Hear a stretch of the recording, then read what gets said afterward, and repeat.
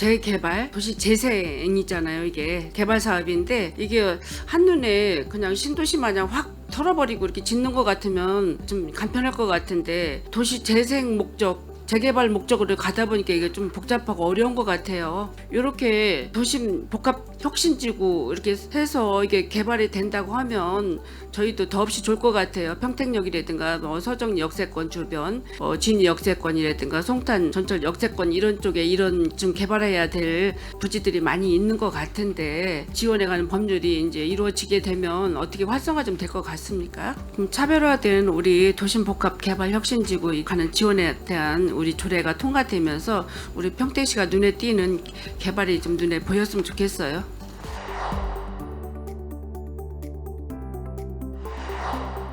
인센티브 지원에 대해서 지금 한 8억 정도가 집행이 되고 있잖아요. 그러면 8억이라는 예산이 지금 매년 금액은 조금씩 차별화가 되겠지만 지원이 되고 있으면 이거를 지원하지 않았을 때하고 지원됐을 때 어떤 파급 효과가 분석이 돼야 되고 그 분석된 정성평가, 정량평가를 가지고 그 다음에 계속적으로 이 사업을 해야 되는지에 대한 부분이 필요한데 이게 지금 전체 사업이 전액 10이면 더 그런 부분들이 지금 나와줘야 되는데 8억이라는 인센티브를 주면서 지원에 대한 효율성과 적합성에 대한 부분이 분명히 나와줘야 되는데 그런 부분이 없다라는 부분은 많이 아쉬운 부분이고요. 우리가 어떤 사업을 시작하고 진행하는 과정에 있어서 분명히 처음 추계한 거하고는 방향성이 달라질 수도 있고 또 성과가 더 크게 날 수도 있고 한데 이런 부분에 있어서 고민을 하고 이 사업에 대한 연속성에 대한 부분을 고민을 해야 되고 항만 환경 조성에 있어서 절대적으로 물류나 아니면 선사나 이런 부분에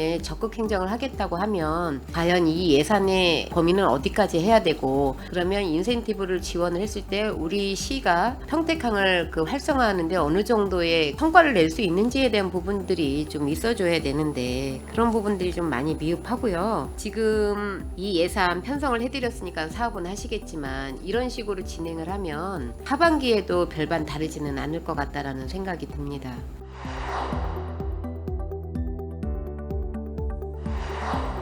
지역화폐 확대 지원에 보면 이 페이백, 성택 사랑카드 페이백 계속 이제 이런 부분에 있어서 저는 이런 페이백이나 인센티브는 참 중요하다고 생각을 해요. 이 부분은 소비 진작을 위해서도 회전율이 높다고 나는 보여지거든요. 소비자 쿠폰 요번에 하는 부분은 자주 할 일은 아니라고 보고 저는 오히려 이런 페이백으로 해서 소비 진작을 이걸 계속 회전율을 갖고 있다고 저는 보여지거든요. 그런 부분에 있어서는 확대 지원이 필요하다고 생각하기 때문에 잘 지도해 주시기 바랍니다.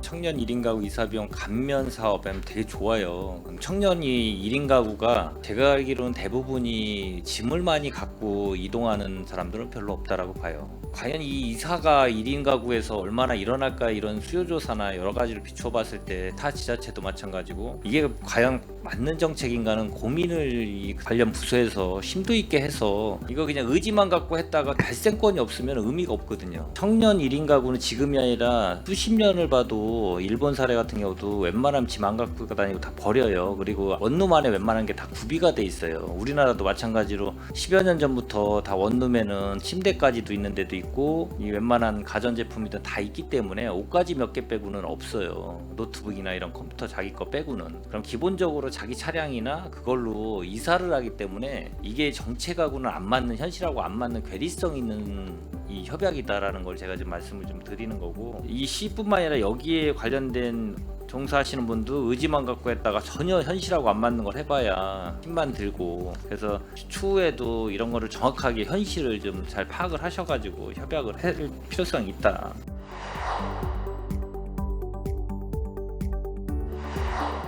성별 위촉직위원회 수를 10분의 1은 초과하도록 노력해야 한다 이렇게 했어요. 근데 지금 이게 회원 수를 보니까 남녀 그 성별이 안 되는 데가 꽤 많네요. 여러 군데가 좀 맞추질 못하는 것 같아요. 그리고 신장일동 같은 경우는 남성 비율이 14명이고 여성이 1분이고 이런 것들도 좀 성별 비율을 좀 맞춰가지고 최대한 위원 선발하실 때 해주시고, 그리고 저 인원수 늘리는 거에 대한 많은 이제 이견들이 있고 한데, 지금 다른 지자체들 이 조례를 보면 경기도 인원이 이렇게 많은 곳이 없어요 거의. 그렇기 때문에 지금 이제 10군데 정도가 지금 인원수를 초과해서 뭐 대기하는 사람도 있다고 하더라고요. 그런 거를 감안했을 때 인원수가 늘게 되면 는 만큼 좀 활동 내역도 보니까 이렇게 열심히 하는 동이 있고 안 하는 데들이 있어요. 그러니까 이런 것들도 다 열심히 활동을 많이 할 수 있게끔 인원이 늘은 만큼 지도해 주시기 바라겠습니다.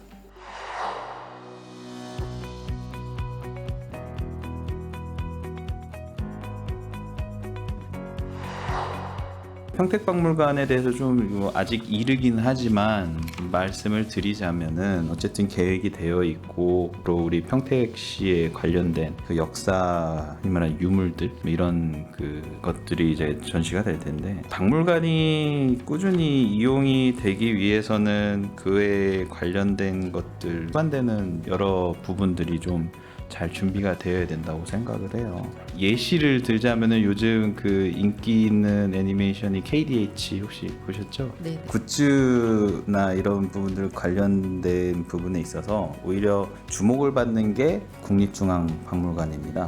거기에서는 예전부터 그 관련된 이제 굿즈들을 판매를 하고 있었는데, 한국을 방문하는 이제 외국인들뿐만이 아니고 애니메이션을 보고 이제 방문하는 이제 국내 우리나라 사람들조차도 이제 관련된 상품들을 이렇게 구입을 해가는 그런 풍기 현상이 좀 일어나는 그런 상황들도 있더라고요. 평택박물관에 있어서 그럼 우리는 과연 어떠한 부분들을 준비를 해야 될까, 그런 고민이 좀 필요한 부분이 있고요. 그리고 또 하나는 사소해 보일 수도 있는데, 그 입장권 티켓에도 디자인의 도입이 필요성이 있습니다. 생각보다 그 입장권을 수집하시는 분들도 있고요. 그리고 이 입장권이 어떠한 디자인을 갖고 있느냐에 따라 관람하시는 분들조차도 이게 흔히 말하는 컬렉팅을 하고 싶은 욕구들이 생길 수가 있거든요. 그런 부분들도 신경을 써주시면 좋을 것 같고, 그런 부분들 뭐 건립도 중요하지만 우리가 앞으로 어떻게 운영을 해야 될 것인가에 대한 그런 고민들도 좀 해보셨으면 하는 바람이고요.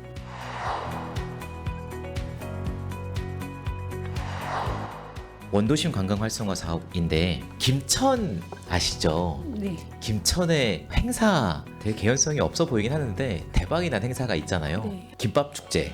아무런 개연성이 없는데 김밥 축제를 해서 이제 대박이 났습니다. 축제를 어떻게 만드느냐에 따라서 이제 도시가 이제 확 알려졌죠. 김천이 어디 있는지도 몰랐던 젊은 친구들이 김천이 어디에 있어 라고 알게 되고, 부모님들한테 김밥 축제한대 라고 이야기를 이제 할 정도로 도시 브랜드가 높아지는 거죠. 그런 것처럼 관광이라는 것이 이제 너무나도 복합적이고, 활성화된 축제가 하나 있어도 관광 트렌드가 될 수도 있고, 좋은 숙소가 하나 만들어져도 관광객들이 몰릴 수도 있고, 그런 건데 좀 장기 계획을 잘 세워야겠다. 그 장기 계획에는 평택시의 트렌드가 무엇일지, 일반 사람들이, 국민들이 평택하면 떠오르는 것은 무엇일지를 컨셉을 잡아서 좋은 축제를 만들어내는 것을 고민도 하고 이래야 될 것 같은데, 그 장기 계획 안에서 트렌드를 좀 만들어 주시면 좋겠다. 파편적인 이것저것을 개선하는 사업으로는 좀 예산의 문제나 이런 것들이 좀 있을 수 있어서 방향성이 좀 정해지면 좋겠다. 예를 들면 햄버거제나 이런 것들이 우리끼리 하는 것이 아니라 브랜드들이 정말 많이 있고 평택에 다 들어와 있지 않습니까? 그리고 뭐 외국 브랜드들, 다른 지역에는 없는 이제 특화되어 있는 브랜드들도 있고, 뭐 이런 것들을 해서 전국에서 관심을 가질 만한 좀 트렌드를 만들어내면 어떨까 하는 생각이 좀 들어서 말씀을 드렸고요. 고민해 주시면 감사하겠습니다.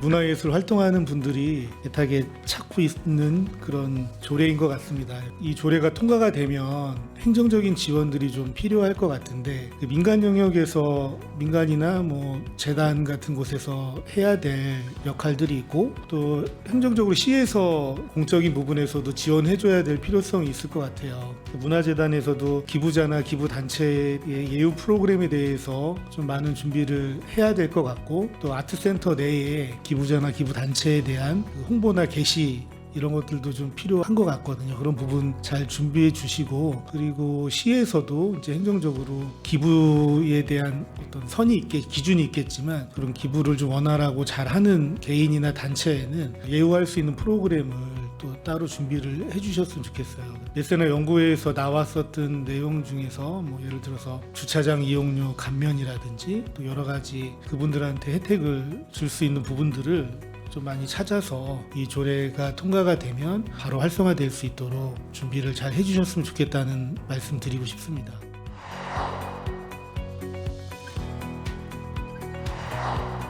우리 평택시 경로당 현황 개수가 이 양적 측면에서 경기도 31개 시군 중에 노인 인구 대비해서 지금 현황이 어떻습니까? 제가 파악했었던 것은 굉장히 상위권에 있는 걸로 알고 있는데 저희가 지금 전체 65세 이상 노인이 한 8만 5천여 명 되고 지금 경로당 개수가 파악된 게 이제 630여 개인데 지금 전체 노인 인구 대비해서 따져보면 134명당 한 개의 경로당을 보유한 걸로 돼 있어요. 산술적으로는 적지 않다. 이분들이 전체 65세 이상 노인 대상자들이 다 이용을 해도 무방할 정도로 경로당 수는 적지 않다. 제가 이제 말씀드리고자 하는 것은 뭐 이렇게 활성화가 양적, 질적으로 이제 활성화가 되어 있는데 실제 636개소의 경로당이 다 정상적으로 잘 운영이 되느냐? 이건 또 다시 한번 또 살펴봐야 될 문제가 있다. 실제 문이 닫혀 있는 곳도 상당히 많더라라는 거죠. 그러니까 서류상으로는 운영이 되고 있는데 실제 가보면 이제 문이 굳게 닫혀 있는 그런 경로당도 지금 636개 경로당에 상당히 많은 비율도 차지할 것이다. 그렇다면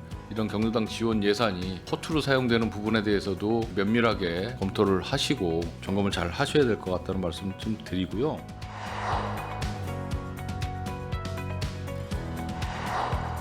무형유산 전수관 지금 저희 아트센터 같은 경우는 9월 초에서 이제 10월 중순으로 지금 준공이 좀 밀렸어요. 그렇죠? 네. 뭐 충분히 이해됩니다. 뭐 인사사고도 있었고 그에 따른 정비나 그리고 또 안전하게 진행돼야 되는 부분들 그리고 이 무더위 속에 뭐 강제할 수 없지 않습니까? 그래서 충분히 이해되는 부분들이고 안전하게 잘 마무리해 주셨으면 좋겠고 무형유산 전수관 같은 경우는 교육청소년과에서 하고 있는 팽성에 그 국민체육센터랑 같이 아쉬움이 있습니다. 그것도 25일, 이것도 28일이었는데 준공이 2달, 3달 지금 밀렸는데 한 달 앞둔 상태에서 기습적으로 이렇게 밀렸다고 보고가 올라오는 거예요. 충분히 예상이 됐었을 거고 저희가 뭐 준공 날짜를 칼같이 꼭 모든 걸 다 걸고 지켜라 뭐 이건 아니잖아요. 저희가 이제 안전 문제나 여러 가지 사안들이 발생했을 때에는 그 부분에 있어서 준공 날짜가 좀 유동적일 수 있다는 건 저희들이 충분히 인지하고 있으니까 다음부터는 이런 부분들이 연장이 되고 할 때에는 좀 미리 이게 막 한 달 전에 뭐 공기 20개월짜리가 공기 막 30개월짜리가 아니면 뭐 18개월짜리가 갑자기 막 한 달 전에 공기가 3개월, 2개월 연장되는 거는 현장과의 소통이 부족한 것이라고 저희는 생각을 할 수밖에 없다는 거죠. 그렇게 좀 잘 살펴봐 주십시오.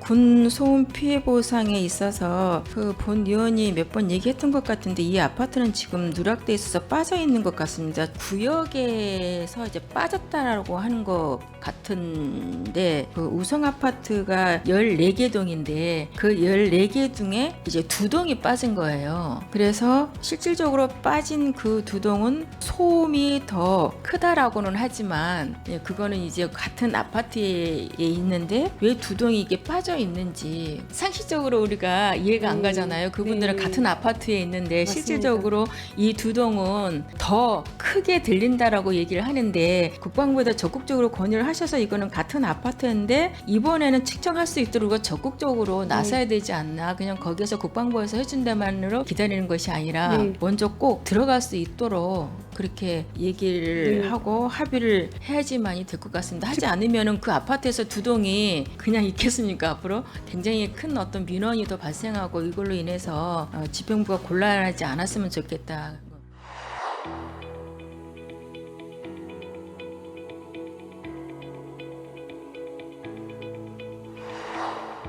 그 화양지구 있는 쪽 그쪽도 보면 밤엔 어둡고 그죠? 가로등이 아예 그 라인 자체가 다 켜져 있지 않기 때문에 굉장히 어두워요. 어둡고 홈플러스 지나서부터 쭉 어두운 부분들도 있고, 그리고 그거 언제 정비가 될지 뭐 이런 거 파악은 혹시 하셨나요? 하양지구 개발이 다 끝나야만 완비가 되는 거예요? 몇 년간 지금 계속 그 상황이기 때문에 주민분들 이제 민원도 좀 있는 것 같고, 그리고 그 주변에 비산먼지, 밖에다 흙 쌓아놓는 것들, 이런 것들 전에 한번 지적을 해서 잠깐 단속이 됐던 것 같은데, 지금 보면 밖으로 나와 있는 쌓아놓은 흙들도 있고 주변에 비산먼지로 굉장히 심각한 상황인 것 같아요. 그 성해교차로 있는 쪽이나 이런 곳들 보면 아무래도 레미콘 차량이라든지 이런 것들 왔다 갔다 하면서 생기는 것들도 있을 거고, 그 밖에 건설 자재 옮기면서 생기는 것들도 있는데, 저는 그거보다도 이제 밖에 쌓아놓은 흙들, 그것이 주체가 누가 관리 주체인지 좀 명확히 해서 우리가 요구할 수 있으면 좀 치울 수 있도록 이야기를 해주시고, 좀 깔끔하게 밖에 외관을 깔끔하게 좀 해주세요.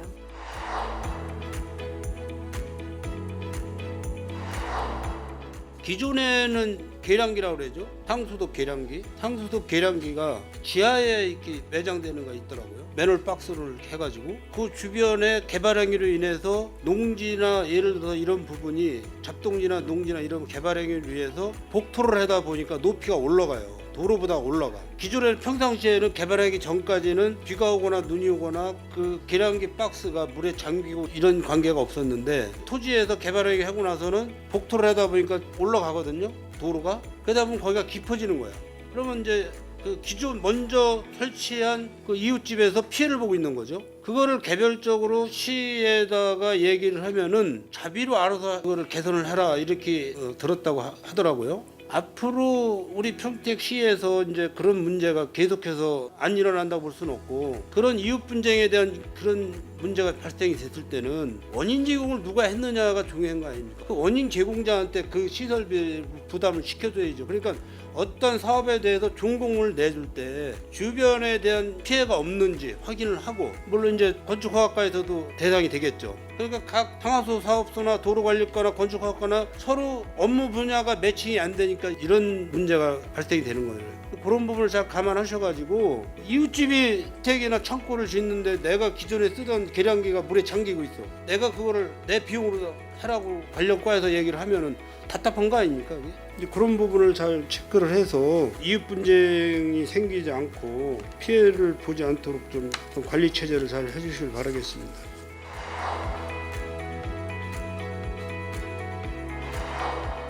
세월교 지방도 306호선 연골도로 개설 공사에서 세월교에 대한 혹시 민원은 받으셨나요? 저는 낮에도 가보고 밤에도 갔는데 임시개통 한 5일간인가 일주일간은 신호수를 좀 대기했더라고요. 그래서 맞습니다. 그때만 해도 신호수가 있을 때는 그래도 피치 못할 사정이 있구나, 또 불가피하게 공사를 이렇게 했구나라는 생각이 들었는데, 일주일 후에는 아예 신호수 자체가 없어요. 뭐 소장님 말다시피 얼마나 위험합니까, 솔직히. 90도로 도로가 꺾어져서, 그 다음에 차선도 세상에 신호수가 없는데 감각적으로 해야 되나, 차 저기 오는 거 보고 저 차 내려오면 내가 올라가야 되는 부분들도 있고, 이거는 좀 표현하기 어려울 정도로 이런 상황에서 왜 개통을 했는지, 도로 확장을 하기 위해서 세월교를 굳이 철거해야 되는 건지, 아니면 도로를 다 개설한 다음에 세월교를 철거해도 선수만 좀 바꾸면 되지 않나, 선우만. 근데 굳이 기존에 있던 세월교 철거하기 위해서 여기를 이렇게 위험 부담을 안고 임시 개통을 했다는 게 전 좀 납득이 안 가서, 이래다 사고 한번 나면 큰일 납니다, 정말.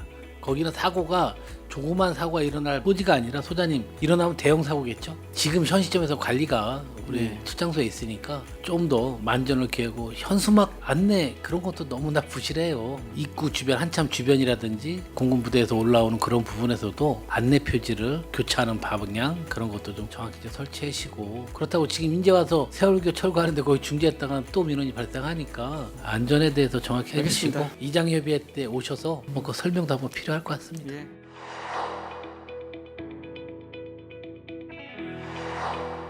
그 경비 노동자분들 문제들이 계속 언론에 보도되고 있어요. 그러니까 평택시만이 아니라 그분들에 대한 어떤 이제 비인격적인 대우 뭐 이런 문제들도 보도에 나오고 문제가 된 적도 있고 하잖아요. 또 특히 요새 평택에서도 문제가 되는 게 고용 문제예요. 그 초단기 고용 문제들. 그래서 어떻게 보면 사회적으로 굉장히 힘든 일을 담당하시는 분이시잖아요. 그리고 또 연령대들도 굉장히 많으신 편이란 말이에요. 그래서 이분들에 대해서 좀 평택시가 일정한 노력들을 해오곤 있지만 여전히 사각지대가 있고 여전히 문제가 벌어지는 곳이 있어요. 그러니까 좀 그 부분들의 처우 개선에 대해서 그분들이 좀 고용이 좀 어느 정도는 안정될 수 있도록 더 신경 써주시기를 좀 당부드립니다.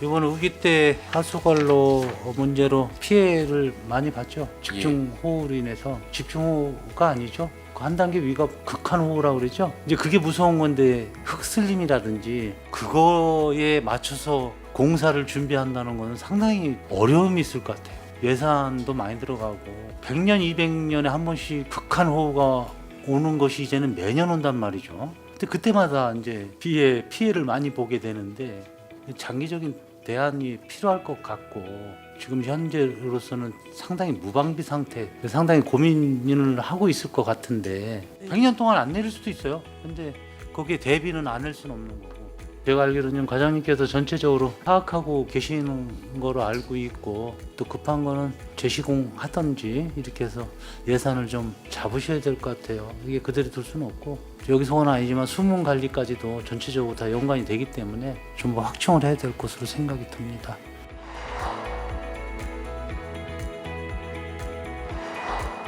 슬기로운 공동주택 프로젝트에서 공동주택에서 지원 사업도 있고 아파트 단지 내 뭐 지원 경비 노동자 시설도 있는데 여기 아파트 경비실 에어컨 설치 비용 지원 사업이 올해는 보니까 2025년도에 추진이 8개소. 근데 지금 기후위기로 인해서 더위가 많이 심해졌어요. 오늘 날씨는 평생에 없다는 식으로 오늘 같은 날은 오늘밖에 없다. 이제 앞으로는 지구 온난화로 인해서 더욱 더워질 것이라 하는데 이건 좀 아쉬운 게 다른 것도 아니고 지금은 정말 저희가 지원을 해줄 수 있는 거라면 좀 더 세심하게 폭넓게 지원을 해주실 수 있는 방법을 한번 강구해 보셨으면 좋겠습니다.